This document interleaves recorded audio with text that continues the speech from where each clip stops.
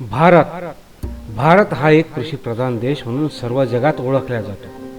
आपल्या भारत देशाला सोने की चिडिया म्हणून संबोधले जाते. 1970च्या काळात भारतातील शेतीतून निघालेले उत्पन्न परदेशात मोठ्या प्रमाणात निर्यात होत असे. भारत देशातील शेतकरी हा सुखासमाधानाने जीवन जगत असे. हळूहळू भारत देश आधुनिकीकरणाकडे वाटचाल करू लागला आणि याच आधुनिकीकरणासोबत प्रदूषण वाढले. भरपूर प्रमाणात वृक्षतोड होऊ लागली. मोठे मोठे कारखाने, वाहने, इमारती यांच्यात वाढ होऊ लागली. प्रचंड प्रमाणात झालेल्या वृक्षतोडीमुळे जंगले नष्ट होऊ लागली. आधुनिकीकरणामुळे पृथ्वीवरील हवा, पाणी प्रदूषित झाले. याचाच परिणाम होऊन सर्व निसर्गाचे संतुलन बिघडले. कधी अतिवृष्टीने शेतकऱ्यांची पिके वाहून गेली, तर कधी दुबार पेरणी करून देखील शेतकऱ्यांच्या पदरी नुकसानच आले. वारंवार होणारी नापिकी, कधी ओला तर कधी कोरडा दुष्काळ व डोक्यावरील वाढत्या कर्जामुळे त्रस्त होऊन बऱ्याच शेतकऱ्यांनी आत्महत्येचा मार्ग स्वीकारला. रसायनयुक्त केमिकल फर्टिलायझर खते वापरून शेती ही बंजर झाली. शेतीचे पोत निघून गेले. यावर उपाय म्हणून सेंद्रिय खत पद्धतीने शेती केली जाऊ लागली आणि पारंपरिक शेती करत जास्तीचे उत्पन्न व्हावे म्हणून शेती हा उद्योग जोड व्यवसाय म्हणून कसा केला पाहिजे याकडे शेतकरी जास्त प्रमाणात कार्य करू लागले. अखेर चंदन लागवड करणे हे एक शेतकऱ्यांसाठी वरदान ठरत आहे. सेंद्रिय शेती कशी करावी? काळी माय वाचवा, शेतात सेंद्रिय खत रुजवा हा मूलमंत्र जनमानसात तसेच सामान्य शेतकऱ्यात कसा रुजवावा?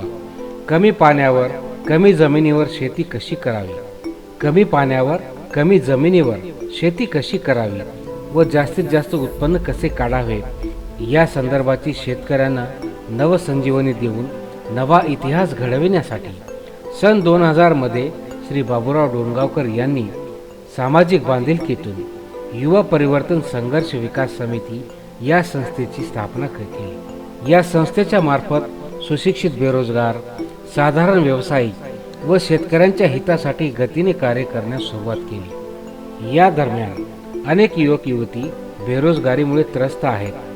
गावागावात शेकडो बेरोजगार आहेत जे नोकरीच्या शोधात भटकत आहेत. उच्च शिक्षण घेऊन देखील त्यांना नोकरी नाही. एखादा उद्योग करावा म्हणले तर उद्योगाचा अनुभव नाही आणि अनुभव असला तरी भांडवल पाहिजे ना. बँकेकडून देखील पाहिजे तसे भाग भांडवल मिळेनासे झाले. आमदनी नाही, वाढती महागाई, परिवाराचे टेन्शन या सर्व गोष्टींमुळे सुशिक्षित बेरोजगार युवक वेगळ्याच मार्गाने भटकत चालला आहे. या सर्व बाबी लक्षात घेऊन सुशिक्षित बेरोजगारांना व्यक्तिमत्व विकास, कौशल्य विकास व करावयाच्या उद्योगासंबंधी परिपूर्ण माहिती व मार्गदर्शन युवा परिवर्तन संघर्ष विकास समितीमार्फत देण्यात येते. उद्योग कसा उभारावा, त्यासाठी शासनाच्या कोणकोणत्या योजना आहेत, व्यवसायाचे प्रशिक्षण, बेसिक नॉलेज देण्याचे कार्य युवा परिवर्तन संघर्ष विकास समिती ही संस्था सन 2011 पासून सातत्याने करत आहे. तसेच ग्रामीण व शहरी भागातील गोरगरीब मुलामुलींना शिक्षणाचे महत्त्व पटवून देऊन त्यांच्या वस्त्यांमध्ये संस्कार केंद्र उभी करून हिंगोली, नांदेड, परभणी या 3 जिल्ह्यामधील ग्रामीण भागातील D.Ed. B.Ed. झालेल्या बेरोजगार युवक युवतींना युवा परिवर्तन संघर्ष विकास समिती संस्थेमार्फत शिक्षक म्हणून नियुक्ती करून असे तेथील मुलामुलींसाठी एक्स्ट्रा शिकवणी वर्ग सुरू केले. अनेक गरीब मुलामुलींना शिक्षण देण्याचे कार्य युवा परिवर्तन संघर्ष विकास समितीमार्फत सन 2015 पासून आजतागायत सातत्याने करण्यात येत आहे. यासोबतच 2019 पासून संस्थेच्या वतीने ग्रामीण व शहरी भागातील शेतकरी बांधवांसाठी बहुमोलाचे कार्य केले आहे. सबंध जगाचा पोशिंदा असलेला शेतकरी आज नापिकीमुळे कर्जबाजारी होऊन निराशेच्या गर्तेत अडकला आहे.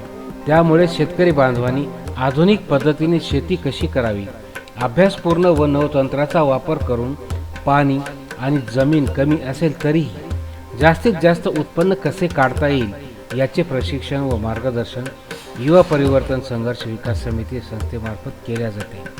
शेतात काय पिकते यापेक्षा मार्केटमध्ये काय विकते याबद्दलचे प्रशिक्षण व मार्गदर्शन, शेतकऱ्यांना नापिकीच्या व दुष्काळीच्या संकटातून बाहेर कसे काढावे, नियोजनपूर्ण शेती करण्यासाठी वेळोवेळी शासनमान्य GRचा अवलंब करून औषधी वनस्पती वनशेती कशी करावी, जमिनीचा पोत संतुलित कसा राखावा याबद्दलची माहिती व मार्गदर्शन, शेतात सेंद्रिय खत पाचवा, काळीमाय वाचवा या अभियानाअंतर्गत राष्ट्रीय शाश्वत शेती जनमानसात कशी रुजवता येईल यासाठी संस्थेमार्फत विविध प्रशिक्षण शिबिरांचे आयोजन केले जाते. कमी पाण्यावर कमी जमिनीवर जास्तीत जास्त कसे उत्पन्न मिळवावे याबद्दलचे मार्गदर्शन या संस्थेमार्फत केले जाते.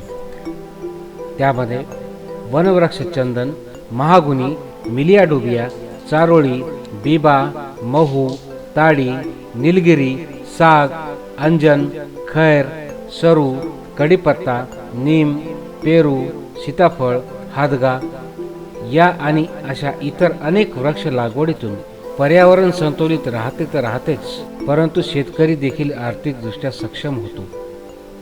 लागवड, संगोपन, व्यवस्थापन, आंतरराष्ट्रीय मार्केट, बाजारपेठ कशी निर्माण करावी याबद्दलचे प्रशिक्षण निवासी शेतकऱ्यांना देऊन जनजागृती करणे, गावागावात समूह गट निर्माण करून गट शेती करण्याचे महत्त्व पटवून देणे याबद्दलची सामाजिक कार्ये युवा परिवर्तन संघर्ष विकास समिती संस्थेने हाती घेतलेले आहेत. त्यासाठी गावागावात जाऊन बांधावर थेट भेट या कार्यक्रमाचे आयोजन केले जाते. या कार्यक्रमात गावातील शेतकऱ्यांचे प्रश्न व अडचणी ऐकून चर्चा केली जाते, त्यांचे निरसन केले जाते. शेती हा उद्योग जोड व्यवसाय म्हणून कसा केला पाहिजे, चंदन वृक्ष लागवडीतून कसे लाखो रुपये कमवू शकतो याबद्दलचा आत्मविश्वास लोकांमध्ये जागृत करून विकासाची गंगा घराघरात कशी आणता येते याबद्दलची माहिती या संस्थेमार्फत सांगितल्या जाते. अनेक शेतकऱ्यांचे मत ऐकून त्या शेतकरी बांधवांना पर्यावरण वाढीसाठी, हवामान संतुलित राखण्यासाठी शासनमान्य शेती करा, हवामानात बदल घडवा हा संदेश महाराष्ट्रातील अनेक जिल्ह्यातील अनेक गावागावात जाऊन थेट बांधावर जाऊन मूळ प्रश्नाची उकल करण्यासाठी, अनेक शेतकऱ्यांचे मत ऐकून त्या शेतकरी बांधवांना पर्यावरण वाढीसाठी, हवामान संतुलित राखण्यासाठी शासनमान्य शेती करा, हवामानात बदल घडवा हा संदेश महाराष्ट्रातील अनेक जिल्ह्यातील अनेक गावागावात जाऊन या संस्थेचे कर्मचारी बांधावर थेट भेट या कार्यक्रमाच्या अनुषंगाने सांगतात व मार्गदर्शन करतात. आता महाराष्ट्र महात्मा गांधी राष्ट्रीय ग्रामीण रोजगार हमी योजनेअंतर्गत शेतकऱ्यांना चंदन वृक्ष लागवडीची मंजुरी देण्यात आली आहे. या योजनेअंतर्गत शेतकरी किंवा व्यक्ती स्वतःच्या जमिनीवर चंदन वृक्षाची लागवड करून आर्थिकदृष्ट्या सक्षम होऊ शकतो. नांदेड जिल्ह्यातील सर्व शेतकरी बांधवांना नमस्कार. देशाचे पंतप्रधान आदरणीय नरेंद्र मोदी साहेब यांनी आयुष मंत्रालयाच्या मार्फत शाश्वत शेती अभियान चळवळ सुरू केलेली आहे. युवा परिवर्तन संघर्ष विकास समिती ही महाराष्ट्रामध्ये या चळवळीमध्ये भाग घेऊन काम करत आहे. नांदेड जिल्ह्यातील शेतकऱ्यांनी देखील चंदन, बाबू, साग कमी पाण्यावर अधिक उत्पन्न देणारे लागवड करून पर्यावरण संतुलित ठेवण्याचा प्रयत्न करावा किंवा पर्यावरण संतुलित ठेवण्यासाठी मदत करावी अशा पद्धतीची अपेक्षा आहे. मला खात्री आहे की आपण या चळवळीमध्ये भाग घ्याल आणि मोठ्या प्रमाणावर आपण लागवड कराल. भारताच्या आझादी महोत्सवाच्या निमित्तानं आपल्या सर्वांना शुभेच्छा देतो. धन्यवाद. शासनमान्य शाश्वत शेती व चंदन लागवडीसाठी आजच संपर्क करा. युवा परिवर्तन संघर्ष विकास समिती, मोबाईल नंबर 9823545891 किंवा 8007209791. आता पाहूया युवा परिवर्तन संघर्ष विकास समिती या संस्थेमार्फत चंदन लागवड केलेल्या काही शेतकरी बांधवांच्या प्रतिक्रिया. नमस्कार, मी कैलास रावसाहेब आंबोरे, राणा सातेफळ, तालुका वसमत, जिल्हा हिंगोली. तर मी युवा परिवर्तन संघर्ष समिती या संस्थेमार्फत 250 रोप लावलेलं आहे. आज माझे लागवड करून जवळपास 2.5 महिने पूर्ण झालेले आहेत. तर ही लागवड करण्याचं कारण म्हणजे माझ्या शेतामध्ये जुने पण आजही झाडं आहेत, पण एवढंच होतं की आम्हाला माहिती नव्हते की बाबा झाडाचं याला काय पाहिजे, आज याला होस्ट काय पाहिजे किंवा याचं म्हणजे याविषयी फक्त झाड निघत होतं आणि ते मनानं मोठं होत होतं. याच्या व्यतिरिक्त आम्हाला काहीही माहीत नव्हतं याच्यामध्ये काय किती गाभा निघतो काय निघतो हे काहीही माहीत नव्हतं.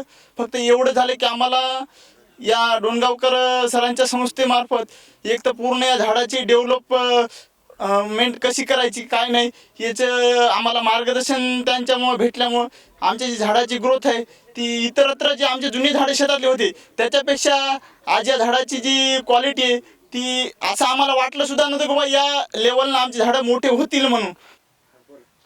राम राम. माझं नाव मारुती मुजगोंडा गोरले सावळी. मी काय हे लावा म्हणून चंदन 2-3 वर्षापासून बरंच मी ऐकत आहो. पण एकदम मला अचानक फिरण्यामध्ये आमचे बाबूराव डोणगावकर भेटले.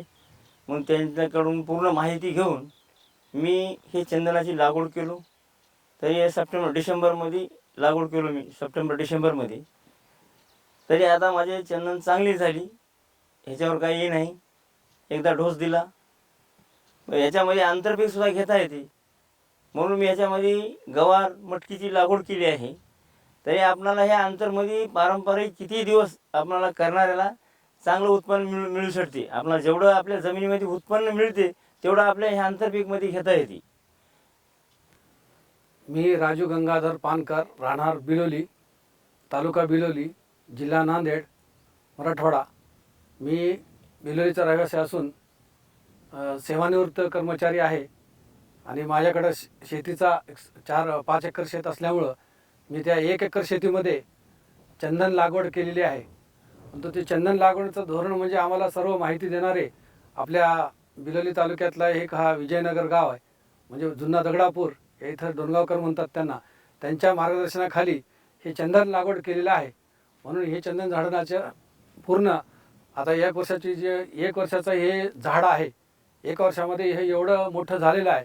आता याचं पुढचं देखभाल आपले जे डोणगावकर साहेबांनी जसं जसं मार्गदर्शन करतील तसं ते मी त्या पद्धतीने ह्या झाडाला पालनपोषण करून या शासनाचा आता याच्यासोबत आंतरपीक त्यांनी सांगितल्याप्रमाणे आम्ही हे जे चंदनाचं जे झाड आहे हे 12x12वर लावलेलं आहे. हे एकूण 12x12वर लावलेलं आहे. त्याचं आंतरपीक म्हणून आम्ही म्हणजे त्या 12मध्ये फक्त 12मध्ये एका लाईनमध्ये 6 फुटावर आंतरपीक म्हणून एक पेरूचं झाड लावलेलं आहे. पण एकाच लाईनमध्ये लावलेलं, दुसऱ्या लाईनमध्ये लावलेलं नाही. म्हणून 12x12मध्ये म्हणजे 12x6मध्ये. माझं नाव आबाजी गंगाधर हंबर्डी, गाव हुस्सा, तालुका नायगाव, जिल्हा नांदेड. आमचा या हुस्सा गावामध्ये 5 जणांचा गट आहे. चंदन झाडं. माझं नाव आबाजी गंगाधर हंबर्डी, हुस्सा, गाव हुस्सा, तालुका नायगाव, जिल्हा नांदेड. हुस्सा गावामध्ये आम्ही चंदन लागवड केलेले 5 शेतकरी आहोत. ह्या शेतकऱ्यांच्या विषयी म्हणजे थोडं झाडं घेतलेली आहे. संपूर्ण बाबतीत झाडं चांगली आहेत आणि आम्हाला ह्यांचं आंतरपीक घ्यायचं आहे. जांब आणि सीताफळ, मयाडुबा आणि ते करवंत, त्याचं ते कंपाऊंड घ्यायचं आहे करवंताचं.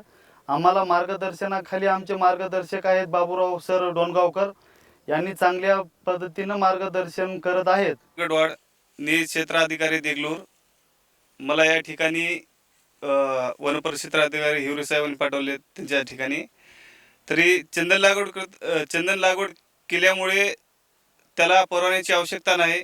यापूर्वी परवाना लागत गेला आहे. आता चंदन लागवड केल्यामुळे परवाना कुठलाही लागत नाही वन विभागाचा. मी शिवाजी केशटवार, फळबाग तज्ज्ञ प्लस सेंद्रिय शेती तज्ज्ञ. आज डोणगावकर साहेबांनी येथे जे बोलवलं की शेतकऱ्यांना चंदन लागवडीबद्दल मार्गदर्शन आणि पीक पाणी कार्यक्रम अशा दोन्ही दृष्टिकोनातून, तर चंदन लागवड ही काळाची गरज आहे. शेतकऱ्यांनी यांच्याकडे बघण्याचा दृष्टिकोन आर्थिक दृष्टिकोनातून बघितलं पाहिजे आणि याच्यातून तुम्हाला आंतरपीक पण मिळेल, 12 वर्ष चंदनाचं पण उत्पन्न तुम्हाला चांगलं मिळेल. आणि अशा दृष्टिकोनातून शेतकऱ्यांना जर असं उपक्रम घेतला तर निश्चितच शेतकऱ्यांचा फायदा होतो आणि शेतकऱ्यांची अर्थव्यवस्था चांगली डेव्हलप होते. आणि सगळ्यात महत्त्वाचा विषय असा आहे की प्रदूषण, त्याला आपण ग्लोबल वॉर्मिंग म्हणतो, किंवा निसर्गाचं डिस्टर्ब होणं, तर तो पण आपल्याला वृक्षतोड झाल्यामुळे झालेला आहे. या चंदनाच्या माध्यमातून उत्पादन तर मिळेल, पण निसर्ग पर्यावरण सगळ्यात चांगलं मिळेल आणि तुम्हाला ऑक्सिजन चांगल्या प्रकारे चंदनातून 24 तास मिळतो. हा पण आपल्या दृष्टिकोनातून महत्त्वाचा आहे. त्याच्याबरोबर आंतरपीक जे घेतो त्याच्यातून आपल्याला आर्थिक नफा चांगल्या प्रकारे मिळतो. त्यामुळे मी या जे डोणगावकर साहेब आहेत त्यांचं मी आपल्या सगळ्यातर्फे मी अभिनंदन करतो की त्यांनी हा उपक्रम एवढा चांगला शेतकऱ्यासाठी केला आहे की त्यांचे आपल्याला आभार मानायला हरकत नाही. धन्यवाद. शासन मान्य शाश्वत शेती व चंदन लागवडीसाठी आजच संपर्क करा. युवा परिवर्तन संघर्ष विकास समिती. मोबाईल नंबर 982354 5891 किंवा 8007 209791.